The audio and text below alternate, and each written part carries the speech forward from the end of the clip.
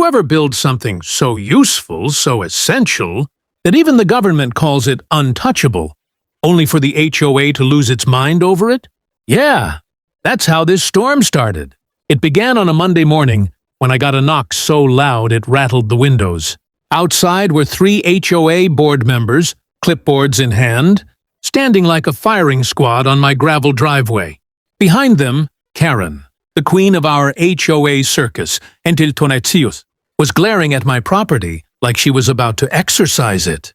"Mr. Dawson," the tallest one started, "this bridge across your creek violates our community standards." I just smiled. "You mean the emergency access bridge? The one FEMA approved after the flood last year?" You could almost see their faces short-circuit. See, after a major flood nearly cut my home off from the main road, FEMA stepped in. They inspected, documented, and officially labeled the small steel bridge as critical emergency access. I even had a sign posted by the county. Bright orange letters. Authorized FEMA structure. Do not remove. But Karen didn't care. To her, it was ugly, non-compliant, and distracting from the neighborhood's charm. What she really meant was that it wasn't hers. Later that afternoon, I heard sirens. At first, I thought it was a drill. Nope. HOA Karen had called 911. "Emergency," she told dispatch. "An illegal bridge is blocking community water access. It's a safety hazard." Within minutes, 2 fire trucks and a county sheriff were parked outside. The firefighters looked confused as they walked toward the scene of the crime. My sturdy, perfectly legal, FEMA-documented bridge. Karen was waving her arms, yelling about property, violations, and community standards. One firefighter politely asked, "Ma'am, where's the emergency?" She pointed dramatically at the bridge like it had just committed arson. That's when I handed the sheriff a folder. Inside were all my permits, FEMA correspondence, and the signed county approval. He flipped through the papers, nodded, and turned to Karen. "Ma'am," he said, dead serious, "this bridge is officially classified as federal emergency infrastructure. It's not just legal, it's protected." Her mouth fell open. The HOA board members looked like they wanted to evaporate. And me? I just leaned on the railing, watching their fake authority crumble faster than wet cardboard. But that was just round 1, because HOA Karen wasn't done, and neither was her daughter. If Karen was a storm, her daughter was the tornado that followed. Loud, entitled, and allergic to the word no. 2 days after the bridge incident, I was cleaning up debris from the creek when I heard an ATV, engine revving near my property line. My heart sank. Only one person in the neighborhood was reckless enough to do that. Karen's 22-year-old daughter, Amber. Amber was known for speeding down the cul-de-sac like she was in a Monster Energy commercial. She'd borrowed, or rather commandeered, half the neighborhood stuff at one time or another. Power tools, patio furniture, a kayak. Nothing was safe. That day, she stopped right at my gate, kicked her boots off the ATV, and shouted, "Hey, Mr. Bridge Guy, let me try yours out." I shook my head. "Not happening, Amber. This ATV isn't a toy.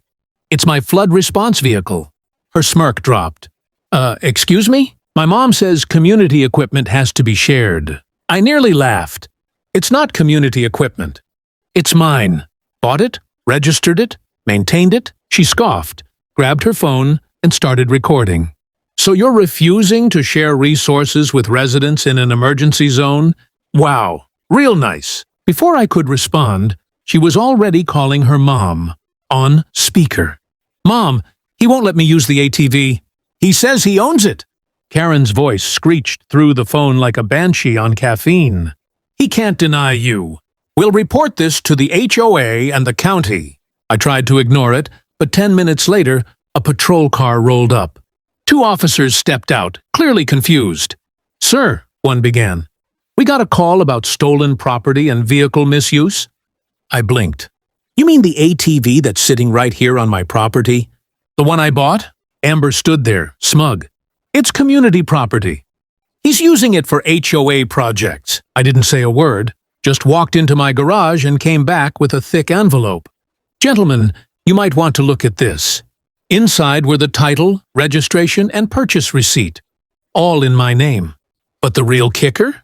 A letter from the state attorney's office, thanking me for volunteering during last year's flood with that exact ATV. The officer's eyebrows shot up. "Ma'am, this vehicle is state-registered for emergency use. Making a false claim about it could result in a charge." Amber went pale. Karen wasn't going to like this. By the next morning, the neighborhood grapevine was on fire. Apparently, I was now the man who threatened a young woman with government paperwork. Classic HOA spin. Karen and her board weren't just mad, they were plotting. That Friday, I came home from work to find a bright red sticker plastered on my front door. Big block letters read, "Immediate removal notice, unauthorized structure." Underneath it, in fine print, the HOA demanded I remove all non-compliant structures, including, you guessed it, my FEMA bridge. My blood boiled. I grabbed my phone and started recording as I peeled the sticker off. "Unauthorized structure," I said into the camera.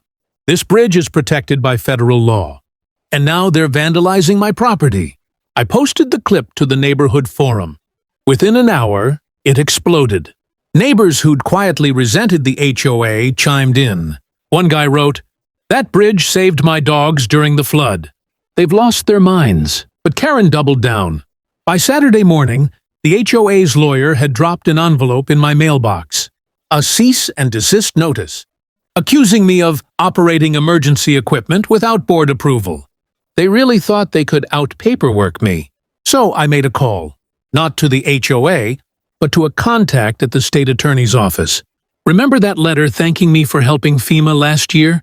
Turns out, the state attorney who signed it still remembered me. When I explained the situation, he laughed.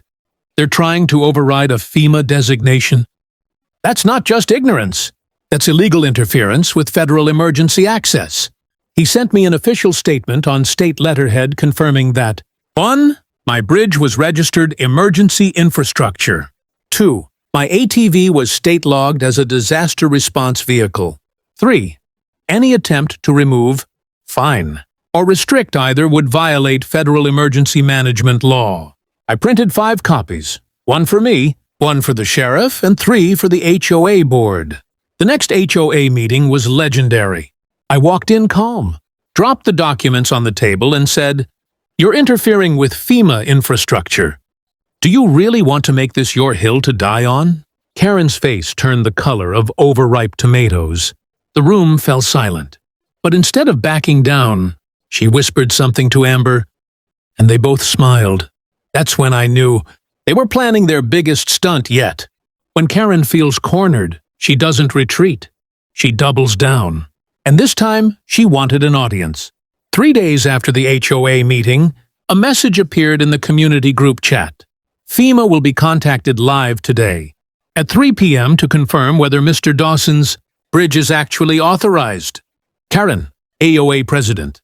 My first thought was, she's not really gonna do this. Is she? Oh, she did. At exactly 3 p.m., I looked out my window to see Karen, her daughter Amber, and 2 HOA board members standing by the bridge, cell phones out, streaming live on Facebook. Karen was in full performance mode, shouting to her viewers. Today, we're exposing an illegal bridge that's endangering our community. We're calling FEMA directly for verification. I couldn't help but grab my camera and record too. I figured it was about to become internet gold. She dialed the FEMA regional office on speakerphone, proudly holding her phone to the camera. "Hello, I'm HOA President Karen Wilkins, and I need to report an unauthorized structure that claims to be FEMA approved." The FEMA representative's voice came through. Calm, professional. "Ma'am, may I have the structure's ID code?" Karen pointed at the orange sign and read it off. Slowly, dramatically. There was a pause. Then the rep said, "Yes, ma'am. That bridge is federally registered as emergency infrastructure." It was inspected, approved, and funded through FEMA's disaster mitigation program last year. It's not unauthorized, it's protected. The silence that followed was priceless. Karen blinked. I think you're mistaken. It's a private bridge. The FEMA rep cut her off. Ma'am, any attempt to remove, alter, or obstruct that bridge without authorization would be a federal offense. I suggest your organization refrain from further interference. Amber whispered. Mom, they're recording this. Karen's face drained of color. The live comments were rolling in faster than she could delete them. Karen just tried to outsmart FEMA. This is better than cable. The bridge is more legit than her HOA presidency. Within 24 hours, the HOA board called an emergency meeting. This time, without Karen. She was asked to step down for the good of the community. A week later, I got a letter from the county. They'd officially declared the bridge part of the emergency network and sent me a small grant for maintenance. Karen and Amber moved out 2 months later. The neighborhood's been quiet ever since. If you enjoyed watching HOA Karen get schooled by FEMA, hit that like button, drop a comment with your favorite part. And don't forget to subscribe for more crazy HOA and Entitled People stories every week.